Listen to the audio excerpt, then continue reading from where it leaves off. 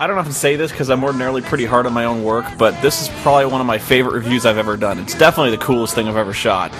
Part of it is because the source material is so strong. There is basically nothing better than a Reb Brown movie to review, just because the guy will always turn in an instant classic no matter what he's in. The second reason is the participation of Dark Maze Studios and the footage produced by Ed Glazer. This review has actually polarized quite a few people. There's kind of a vocal minority that's... I'd say that the support is very positive, but there's a lot of people who say they just don't get it. They say, like, why do you have this guy making sketches for your reviews? Like, it's so jarring and distracting, and maybe I could have done a better job at framing and introducing the sketches, but I thought it was just better to kind of throw them in there as riffs in their own right. Maybe I could have... I think in one of my initial drafts I had something where, like, this movie's ripping off everything. In fact, it's ripping off the movie that I made called Predaborg, and then I start showing clips from Predaborg. But I actually thought this flowed a lot smoother, just kind of going from the scene into the scene I spoofed. I thought if I really set it up and spend a minute kind of leading into it, it would lose a lot of its impact. I think the rapid pace and the speed of it is part of what makes it really funny. I think if I explain the joke over much, it kind of loses a lot. I really didn't have that much experience with Bruno Mattei. I think probably the most common thing you'd have seen is either Terminator 2, or more likely, I think he did Zombie 3, which I think he directed about half of Zombie 3. And those movies suck too. In fact, Zombie 3 is probably the best thing he ever made, just because it's kind of hard to screw up a zombie movie as long as you've got zombies eating people and the gore is sufficiently cheesy and plentiful. But he's done a lot of these remake-y movies, actually kind of pioneering the genre of remake-exploitation, this is one of them. And I actually didn't get it. I was like, how do you get away with this stuff? Like, you actually are releasing these movies, and they're pretty much exact copies of the source movie. Like, even the font there, I mean, it's basically Predator. What's funny, though, is there are differences. And I said it's basically the same movie, but it's not. I mean, the monster is different. It's not an alien from the future, or it's not an alien from outer space. It's a robot. And it's kind of attached to a secret government agenda. So the conflict there is different.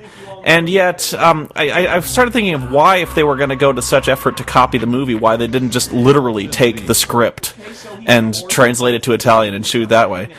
And I finally realized it was probably because of budgetary limitations. I just figured, like, if you're in for a penny, you're in for a pound. Just remake the whole thing, But it's probably because they couldn't figure out a way to turn their robot invisible. So they just had it kind of jump out of the woods and go greasy, greasy.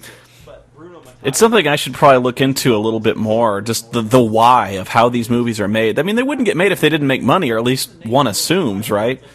But it's kind of hard to track down the kind of movies that Bruno Mattei did, because he changed his name in so many of those films.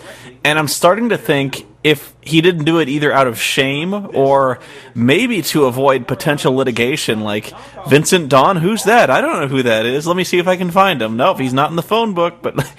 I have no idea. He changes his name in several movies, and Vincent Dawn's the only one I can think of, but he's done a ton of other movies under different names. And in fact, sometimes he's not even credited, like his attachment to, Porno Holocaust, where it actually is a Joe D'Amato film, but he's listed in IMDb as a director who is uncredited but still attached to it. And so it's kind of funny where Mattei kind of floated around working as an editor or kind of an assistant director or even kind of a emergency director to fix certain things, like Zombie 3, where I think he jumped on board about halfway through. Quick note, somebody wrote in on the forum and said that the Turkish title, Robo Savas Balasi, whatever how you pronounce it, translates to Robo War, and then Balasi, which is, he says, translates to pain in the ass. So apparently it's Robo War, pain in the ass. I would love to get some confirmation on that, but that's kind of weird that you put that on a poster. Anyway, Bruno Mattei, people would correct me saying he's not attached to Porno Holocaust. And honestly, I don't know anymore. It's on IMDb, but they've been wrong before. And what I thought was kind of funny is you're in trouble when Bruno Mattei worked for years working on several films with Jess Franco. And Jess Franco is the guy responsible for probably the worst movie, in my opinion, ever featured on Mystery Science Theater, which was The Castle of Fu Manchu. That one is borderline unwatchable, even with them, with the Mike and or Joel and the bots making fun of it. That movie is unbelievably bad and boring, and so it's kind of bad when you figure that Bruno Mattei learned everything he knew mentored under Jess Franco. It's just so bad. I should probably talk about the movie at some point. I was not exaggerating when it came to this scene. Literally, you're watching these guys kind of scream about their memory circuits being blown and being unable to pull out of whatever tailspin they're in. Like, the guy says they're not going to make it, but the helicopter looks fine. And it has something to do with this robot on the ground, but it's kind of hard to tell, because every time the robot blows up something, it's in that they show credits, like a building explodes and they show credits, and so you can't decide if the explosions are actually taking place or if it's just kind of some Michael Bay-ish melodramatic credit sequence. So I couldn't tell if the robot was doing anything, and it certainly was not doing anything to the helicopter. In fact, the problems they were talking about were totally unrelated to the robot until that point. And then they cut away to this briefing, which I thought was this is probably the funniest scene in the movie to me, just because all of these guys have these ridiculous nicknames, and even the group itself has the name BAM. So I always thought it was funny that these guys have nicknames comparable to a 7-year-old's Xbox Live gamer tag. When it comes to the big-ass motherfuckers, I honestly don't know. You gotta figure that the whole big-ass thing was some kind of bad translation to Italian that kind of went back to English. Because it literally made no... This is one of my favorite things, by the way. My brother laughed his ass off at this point. But you gotta figure that it was some kind of faux pas with the Italian translation. But at the same time, you had a lot of American actors there. You think Reb might have spoken up and been like, sir, it's probably badass you're probably going for it. But I don't know. It's really weird. This is the first scene produced by Ed Glazer. This is one scene I asked for, where I said, could you get some slides of, the various soldiers in really ridiculous poses with equally stupid nicknames? And so this one really paid off. I love the scene with the guy in the bra and the guy on the toilet. Of course. The way this all started was we were doing the epic battle with the Nostalgia Critic and Angry Nerd in Chicago, and we kind of had some downtime. Actually, we didn't really have that much downtime. We were always recording a lot of videos, but late at night when we should have been resting, Ed had brought all of these movies with him because he's big into these kind of Turkish remake and Italian or Indonesian ripoff movies. And so we got together and we watched, what did we watch? We watched this Turkish Rambo, of course, Rampage, and we watched Turkish Rocky, which... Shortly after watching Turkish Rocky, we recorded Spooning with Spoonie, and at some point in the middle of that, he says, you're the guy who did Yor, right? And he's like, that Reb Brown guy was in another movie, and he brings out RoboWar. So I watched RoboWar. It was the most fucked up thing I'd ever seen, man. And I was like, I can't believe this. Especially since what struck me about this movie is it kind of seems like he recalled one really awesome scene, and that scene was the part where Schwarzenegger and the guys are shooting into the jungle. And the reason why you can't call this a direct copy is because he copies that scene, but he copies it like 6 times over the course of this film. Because he's like, that scene was just awesome, and we got to put it in as much as possible. And it really gets repetitive. Like, the scene in Predator had a lot of impact because it was really loud. It was this big, kind of a drum solo in the movie, but you can't have 6 drum solos in a song, much like you can't have this scene 6 times in a movie. Oh, that shirt. Nothing spells big-ass motherfucker like a pastel blue shirt with a sailboat on it, am I right? This reminds me, I cut out several references to certain technical incompetencies, and the first time you see the lumpy guy, you can see reflected in his sunglasses either the cameraman or the director or just one of the crew kind of standing off, and you can tell he's a crew because he's in like a straw hat and he's kind of standing there holding something pointed at the actor. And that happens several times in this movie. You can actually see during the point of view shots of the robot, you can see somebody dressed in white kind of standing off to the side in the trees and things like that. And that's not just once or twice, it's like virtually every time you can see a crew member standing around. The scene that's coming up is the one scene that I wrote. I provided a script for Ed, and I asked them if they could shoot this, and they actually did a fantastic job, especially matching the dark background of the scene in RoboWar. And I especially love the touch where Blood Fist is wearing the pastel blue shirt that exposes his midriff. That's awesome. The commander here is played by Peter Davis, who is rapidly becoming one of my favorite actors. I would put this guy in anything. His comic timing is just amazing, and for some reason I just find he has this awesome screen presence. In fact, he kind of reminds me of the kind of... This is going to sound really bad, but he has this authority to him, even when he's saying and doing the most dim-witted things, kind of like Leslie Nielsen or Peter Graves, when he was in Airplane. He just kind of exudes this middle managerial authority that I find amazing.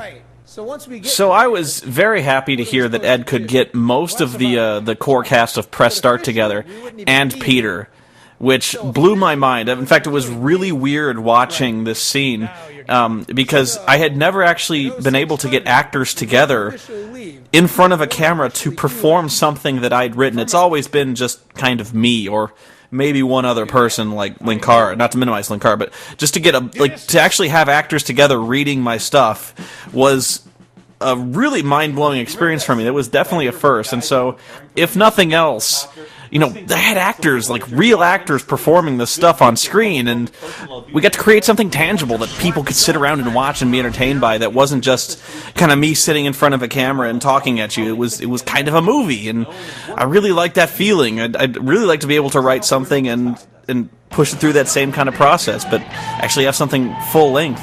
But for the purposes of this review, just seeing that it was possible and getting these actors who were willing, able, and enthusiastic, I cannot thank them enough. So thank you, everyone at Dark Maze, Ed, Peter, Joshua, everybody. Thank you for taking time out of your busy schedules and creating this really, really funny series of sketches for me and to entertain all these people. And so I hope we get to work together again. It was really fun and enlightening for me to be a part of a team like this.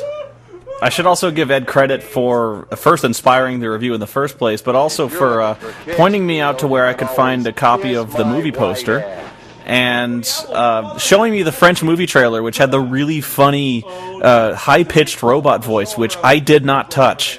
That was really the voice of the robot in the trailer. I don't have a French copy of the movie, so I don't know if they committed to that in any French version of the movie, but yeah, that trailer was pretty crazy. What's funny about the music is that it starts off really, really terrible, like the one note repeated over and over again, and it does improve over the course of the film. There's about 3 or 4 walking montages where they're just kind of wandering around, walking kind of prohibitively slowly through the jungle and not doing much, kind of looking tense at things. But it gets better, but the better it gets, the more inappropriate it gets for a scene of people walking through the jungle, like that really heavy guitar anthem that they start playing near. I said it sounds like AC/DC. It actually kind of sounds more like Led Zeppelin in a way. But this scene is this. I left this in purely because you can see my girlfriend's cat Jack Black stick his head around the corner, like, "What the fuck are you doing?" This review is a little longer than perhaps I would normally do, but I just felt compelled to leave in every one of these scenes where they spray fire into the jungle like crazy, and it was just because it gets repetitive, but there's always one really, really funny part of every scene, and the one here is the guy like screaming like a spaz as he fires into the jungle. He's like, ah! The guy's got such a metal face on when he does it. It's just awesome. I love that part.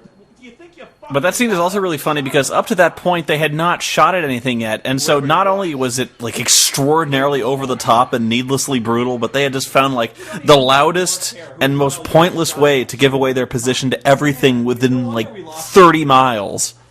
But coming up almost immediately after is the second shooting into the jungle sequence, which I set to Three Doors Down Citizen Soldier. I only thought it was fitting that one of the worst movies about soldiers ever made was set to one of the worst songs about soldiers ever made, and that's Counting Toby Keith. But I guess the reason I say that is not only does Citizen Soldier suck, but I had to listen to it so much that I got absolutely sick of it.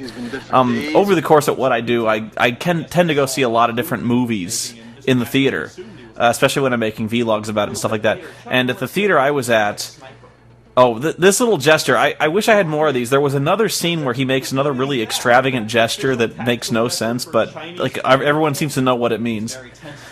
Anyway, I used to go to the theater a lot, and before every movie, no matter what the time, no matter what the movie, they would show a National Guard trailer that played Citizen Soldier in its entirety. And it was unavoidable because it was always the thing that was right before the coming attractions. So it was totally unavoidable. And it must have played over the span of about 6 months, so I probably heard it about 30, 35 times. And what really was the straw that broke the camel's back was the radio started playing Citizen Soldier, and what was really bad was my brother would get into the car with me, and he's like, I swear to God, I hear Citizen Soldier one more time, I'm going to burn down the fucking theater. And all of a sudden it started playing on the radio, and he almost went through the windshield, like turning into the Hulk, because we listened to it twice that day. Oh yeah. Much like Predator, we see from the robot's point of view that the robot appears to be standing in a tree, and this is never built upon in the movie because the robot seems very content to walk around on the ground. We never see the robot clinging to a tree branch like a monkey. One also wonders why the robot bothers biding its time when, unlike the Predator, it doesn't follow any kind of code of honor or any kind of rules. It's just a robot that wants to kill everybody. So if the robot sees them, why doesn't it just laser them? Because isn't it indestructible and perfect? Like, is it just toying with them? That doesn't sound to me like a very efficient way for a robot to act. This is about as good as time as any for you young whippersnappers who have not seen Predator to go see it. There were so many of these movies that if you watch the Nostalgia Critic and stuff like that nowadays, you probably got this impression that Arnold Schwarzenegger just made really shitty movies, and that was not always the case. Back in the 80s and the early 90s, he was making a ton of classic movies. In fact, that was kind of the golden age of action movies, where movies like Predator, The Running Man, Total Recall, Red Heat, all of these movies were fucking awesome, and like they made those were the classics. You know, they never got any better than that, and Predator stands on its own as one of the all-time classics. Even Predator 2, which was far inferior to the original, was actually pretty good. But that was really heartbreaking when I made this video, I think it was Gamer in 5 Seconds, where I referenced The Running Man, and so many people were like, what movie? What are you talking about? What is this? I was like, dude, it's The Running Man! It's like one of my favorite action movies ever! How can you, like, go see The Running Man right now? Richard Dawson's performance should have won an Academy Award. I swear to God it should have. You wouldn't have thought it, but this game show host turned in one of the best villainous performances of all time. It was awesome. Oh, Commando. That was one of the best movies. It was actually one of the worst, but that was one of those movies at the time where, like I said, it wasn't good, but it was really, really awesome. It was basically just a movie where Arnold would just shoot bitches with rocket launchers, like, for the entire run of that thing. It was just amazing. Like, he basically attacks Colombia. It was, it's Arnold against a major South American republic, and Arnold wins. That so many scenes in that movie were amazing, especially the fight with Bennett, another one of the classic villains of all time, where Bennett wears like yarn mail or whatever, and he's killing people by throwing like circular saw blades at them. He just attacks an army surplus store to load up with more explosives. That movie is fucking brutal, and if you hadn't seen it, it's just go see it. All of those movies. I actually got this Arnold Schwarzenegger 4-pack DVD, which had basically all those movies on it, and it's like the best purchase I ever made. Because no matter what kind of mood you're in, you can always put one of those movies in as just as background noise, and you can watch it, and it's always good. I'm not even kidding. So much of my fucking life is based around those Schwarzenegger movies. It's like half my vocabulary is like, here's Sub-Zero, now Plane Zero, and just... Oh, man, I have such good memories as a child of watching those ultra-violent Schwarzenegger movies. It's crazy. That's why I was so offended by this film. I was like, you fucking ripped off Predator, you bastards! And yes, the perfect killing machine misses the group of slow-moving soldiers by well over 60 yards. Not bad. Right about here when they reach the river, I cut a significant portion of the movie out because it kind of goes nowhere. There's a subplot where they actually cross the river, but it takes like 15 minutes because they all decide to cross it in single file. and so the movie really thinks it kind of holds tension as every individual guy crosses. And of course, it's when the last guy crosses, who's the Papa Doc, who, by the way, his main prop is he has like a smoking pipe, and he always has that kind of clamped in his mouth. I'll get back to that. This is the scene. He does a lot of gesturing here. Ed Glazer basically wrote and directed this whole thing. I had no input on this, but he did an amazing job. I loved it. What strikes me about this is how good it looks. Like I'm shooting on a high def camera, but even my stuff doesn't look this good. The location that he used was so colorful, and the depth of field he got. Like everything is in really sharp focus. This is really good high def footage. And the fact he was able to even add, like, smoke effects in the background, this is a really beautiful scene, and I was really blown away by that. You're in my way, sir. Oh, that is gorgeous right there. I did not tell Ed to do that. He did that all on his own, and he did that just for me. So that was... Thank you, Mr. Glazer. I remember one guy said... if he ever saw me, he would shout, "You're in my way, sir," at me. I was like, dude, if you did that, I would scissor kick you in the fucking ear. Like, that thing sends me into a rage. Do not shout, "You're in my way, sir." I would kill you. Anyway, going back to the scene where they're trying to cross the river, Papa Doc's the last guy to cross, and the robot pulls him under the water and drags him like 3 miles downstream, and then just for no reason lets him go. I have no idea why or how the robot was underwater this whole time, or why it just let him go when it didn't just kill him. Like, it could have torn his leg off and beat him to death with it, but it just, like, was playing with him. Don't move. Inexcusable. I have no idea who was responsible for coming up with a line that lame, but you just think by accident you could come up with something better. Did, like, Bruno just tell him to say "don't move," or did he say to Reb... Stick around. Did he say to Reb... come up with something witty, and did Reb come up with that? That just seems like an ad-libbed line, but I would have just stolen the thing from Predator, where he goes, "Stick around." That one was just for me. I tried to include as many of these little scenes that made me laugh out loud as possible. This is one of them. Shit! Get out of here! Shit! I love it, just when Reb is screaming at people. It's for some reason I just love that. And there's another scene where the Chuck Norris-looking guy runs off, and he's like, "All right, I'll get back here. All right, let's get the crazy little fucker. Move!" That was the most awesome thing. That one was also another one for me. You don't hide, yet we don't see him. Kwang's vocabulary kind of fluctuates in the middle of this movie, where he kind of forgets pronouns about halfway through this movie, like he hits his head. I don't know, he's just like, "He no hide, but we no see him. Horses 2-3 days old." It's great how even after we've established that the robot has this massive laser cannon that can blow up entire buildings, they all cluster together as tightly as possible, so when the robot does shoot, they'll all be taken out instantly. This must be what goes on in George Bush's head. Coming up is the scene I had written originally before I even knew Ed Glazer was going to get involved in making his own little clips, and that was I was going to do this thing where I was shooting like a maniac, just like the guys in the movie.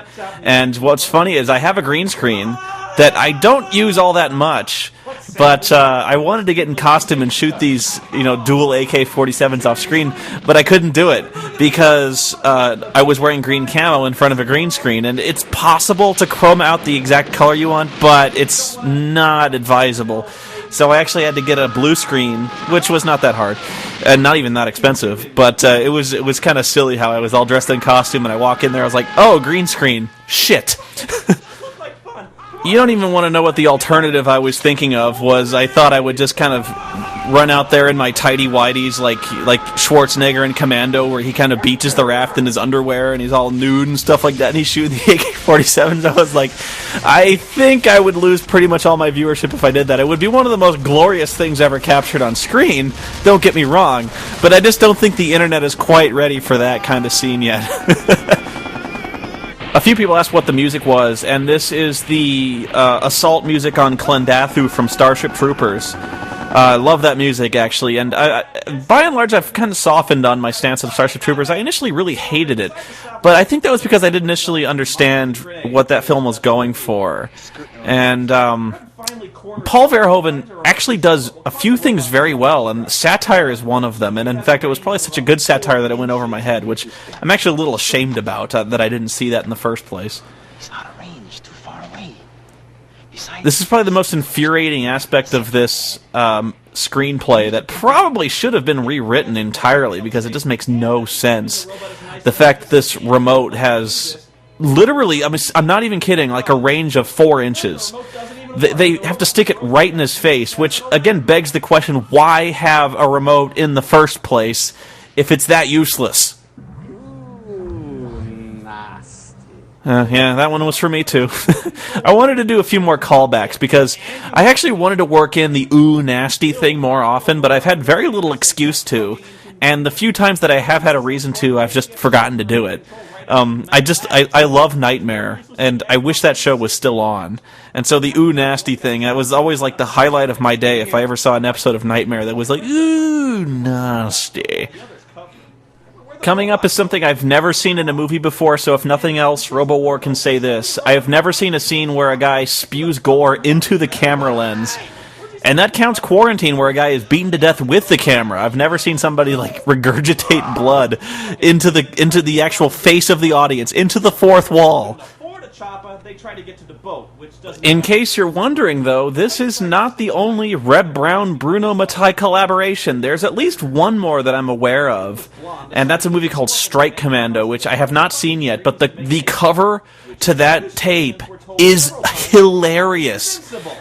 Reb is actually carrying what looks like an M1 carbine, but it actually has, like, the barrel of it is not a normal barrel. It's like a minigun barrel, and all of the barrels on this gun are firing at once, which is impossible. So this movie just kind of demands to be watched. There's a few other Reb Brown movies that let me see what I have. There's Street Hunter, White Ghost. I haven't seen either of those, and I'm actually working on getting the Captain America movies, which are not the same Captain America film that Nostalgia Critic did. That one does not have Reb Brown in it. I don't know much more about that yet. I'm still working on researching that stuff. Oh, there's your classic Reb Brown, like, death scream. The Nameless Blonde Woman is pretty much named the Nameless Blonde Woman, and apparently, from my talks with Ed, she's kind of a staple character in a lot of these Italian/Turkish remake-exploitation kind of films. For some reason, there's always a sleepy-eyed blonde woman who doesn't say much in these movies, who just kind of serves as someone for the hero to rescue, but doesn't really get involved all that much except to kind of scream in terror. Which I thought was kind of funny how it's kind of an archetype in these films. And if you don't believe me, I think you can see the same type of character in Turkish Rambo and Turkish Star Wars. I know for sure there's one in Turkish Star Wars. Just look for the training montage in that. There's a sleepy-eyed blonde woman in that movie. It's amazing. Somebody wrote in saying that this scene where Reb's old friend gets reanimated as the robot is a ripoff of Universal Soldier, which is actually pretty good. I would bet you dollars to donuts there is an Italian remake-exploitation film based on Universal Soldier. I just don't know what it is yet. There's a few other really famous films that are kind of iconic of the remake-exploitation. Terminator 2 being one of them, which is a ripoff of Aliens. It is not at all a ripoff of Terminator, but it is a carbon copy of Aliens. And then there's Lady Terminator, which I believe its original title is It's Nasty Something, like Nasty Terror or Nasty Killer, but it's more commonly known as Lady Terminator, which is, it's basically like shot-for-shot Terminator, but with a foxy woman in it. A very strange film.